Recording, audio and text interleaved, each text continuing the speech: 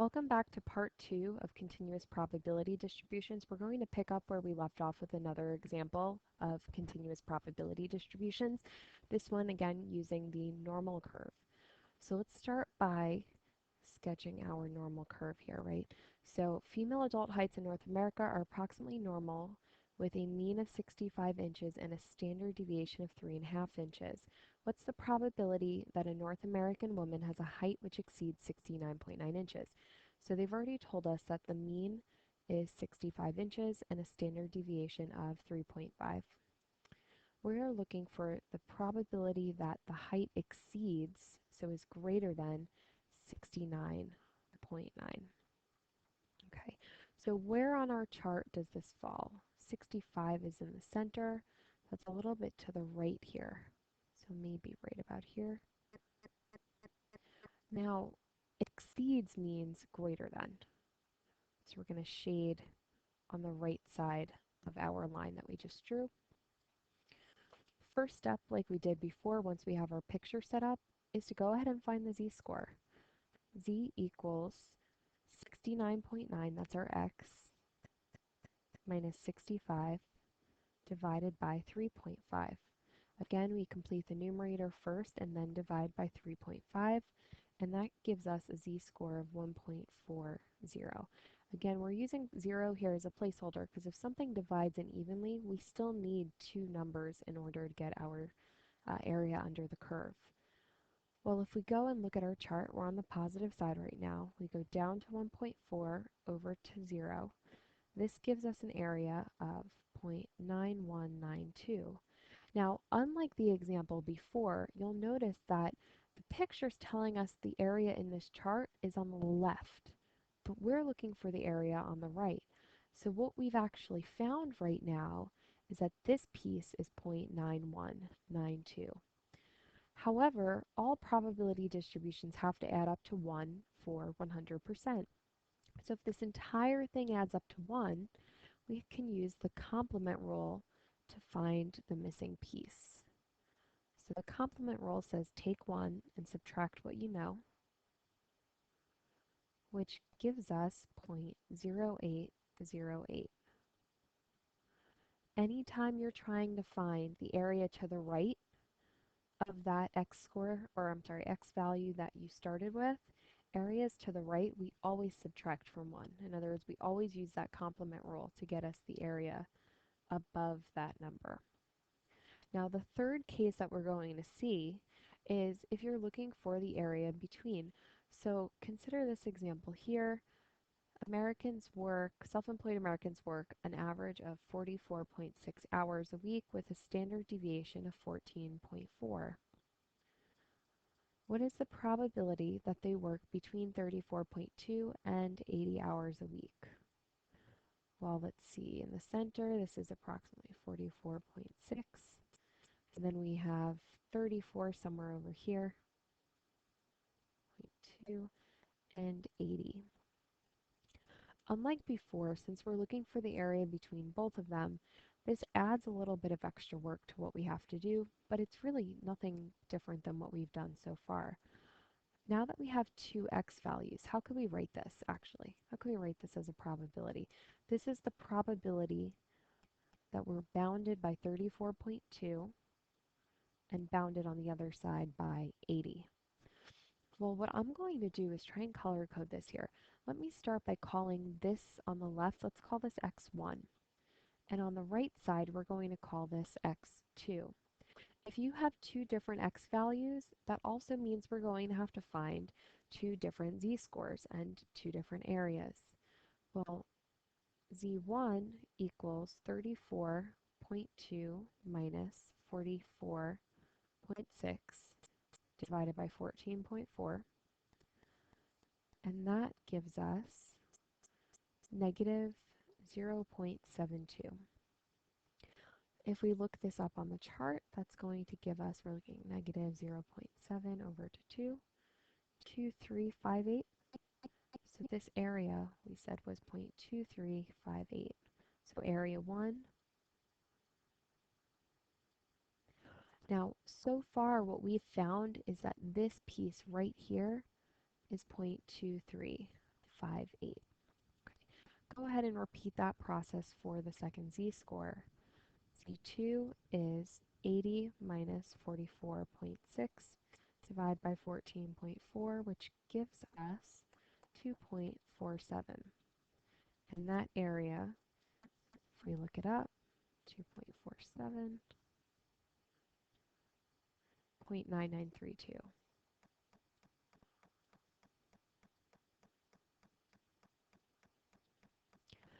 Now, we found that the area next to x1 was 0.2358.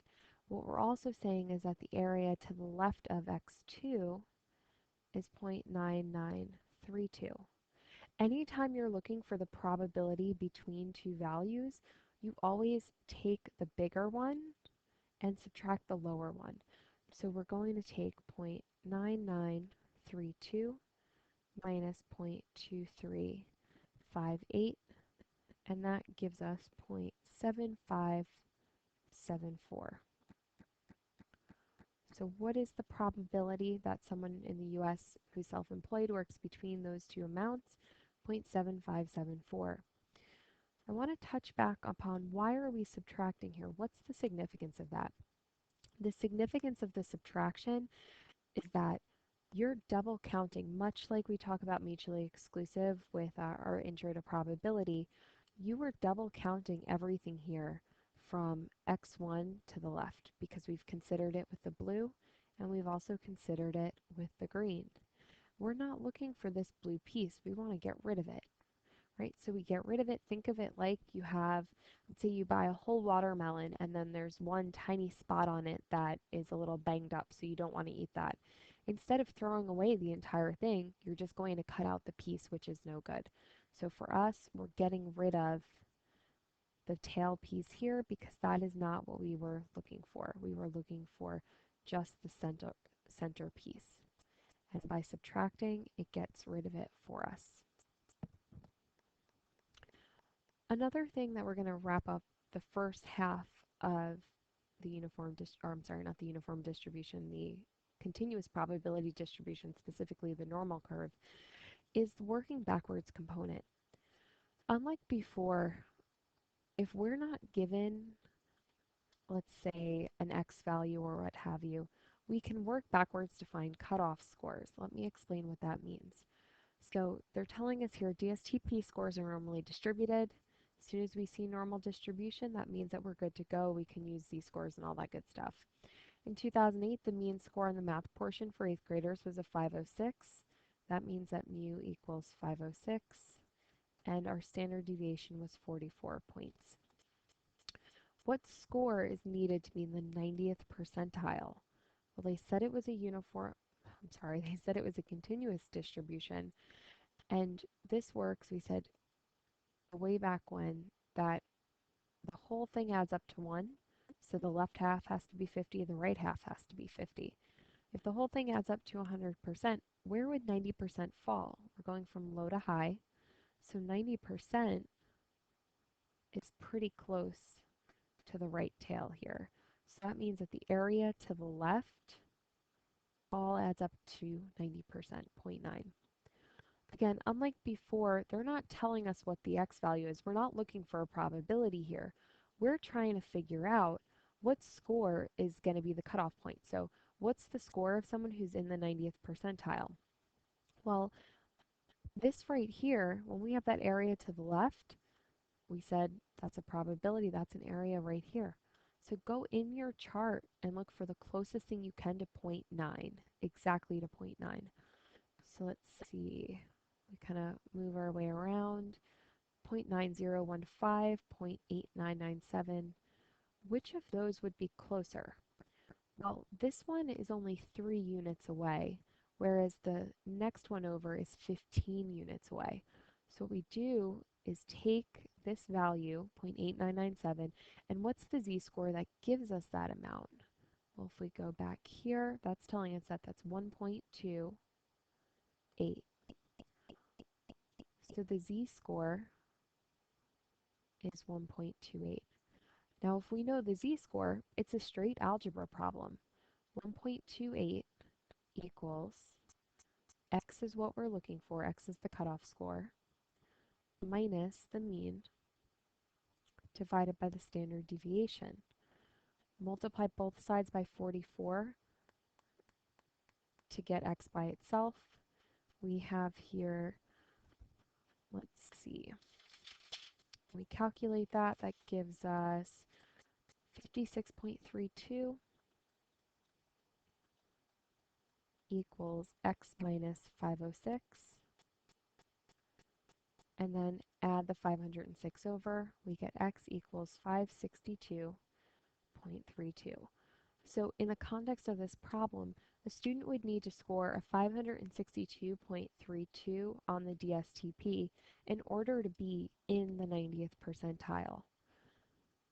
If instead they ask you what score is needed to be in the upper 10%, well, think about how the normal curve works. The whole thing adds up to 100%. If we want the upper 10, that means on the right side here that this little piece is 10% or 0.1. Now, wait a second. If this is 0.1, then what's the area on the left side? This would have to be complement rule, right? So 1 minus 0.1 is 0.9.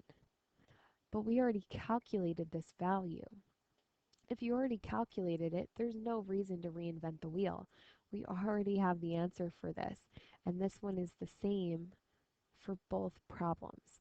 So if you have a number and its complement, so let's say they say the 40th percentile and then the upper 60th, or the lower, I don't know, the lower 30% and then the upper 70% or whatever.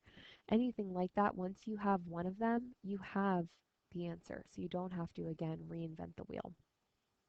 The only case that's a little bit different I want to bring your attention to is if they're asking you for a middle percentage. We're going to talk more about dealing with these when we get to confidence intervals, but for now, let's talk about what middle percentage means. That means symmetric around the mean of the distribution. This area is 30%. Now, in order to find a z-score, we have to figure out what the area in the tail is. To do that, split 30 in half. That gives us 15 on each piece. And then if the whole left side adds up to 50%, 0.5 minus 0.15 gives us 0.35. So what area, or I'm sorry, what z-score is associated with an area of 0.35? 0.35, find the closest thing that we can. It looks like right around here, perhaps. That's a score of negative 0.39. So we have a problem though. We're looking for a middle. So that means that we need a cutoff here and a cutoff here. On the left side, that's our negative z-score. So we have negative 0.39. But because of the symmetry, the right side, let's call that z2, is positive 0.39. So the cool thing about dealing with these is that there's not actually a lot more work. You just have to set up the equation twice, but you only find a single z-score. So let's go ahead and solve. We have for x1, negative 0.39 equals x1 minus 506 divided by 44. And then when we solve for x1, so we multiply both sides and then we add the 506 over, we get 488.84. That's the lower bound. So we're saying to hit the middle 30, this is the lower bound. And repeat the process for the upper bound. 0.39 equals x1 minus, x2 minus 506 over 44. And that tells us that x2 is equal to 523.16. And that's how you would calculate cutoff scores.